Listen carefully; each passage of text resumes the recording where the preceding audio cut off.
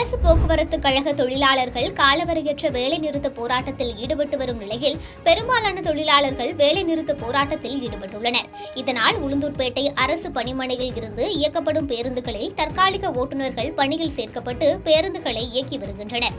இந்த நிலையில் உளுந்தூர்பேட்டையில் இருந்து விருத்தாச்சலம் செல்லும் அரசு நகர பேருந்து தடம் எண் 16 உளுந்தூர்பேட்டை அரசு போக்குவரத்து கழக பணிமனையில் இருந்து தற்காலிக ஓட்டுநர் சையத் உஸ்மான் என்பவர் ஓட்டிக் கொண்டு வந்தபோது பேருந்தை தாறுமாறாக ஓட்டி வந்து சாலையின் ஓரத்தில் நிறுத்தப்பட்டிருந்த 8க்கும் மேற்பட்ட காவல்துறையினரின் இருசக்கர வாகனங்களை மோதிய சம்பவம் பரபரப்பை ஏற்படுத்தியுள்ளது.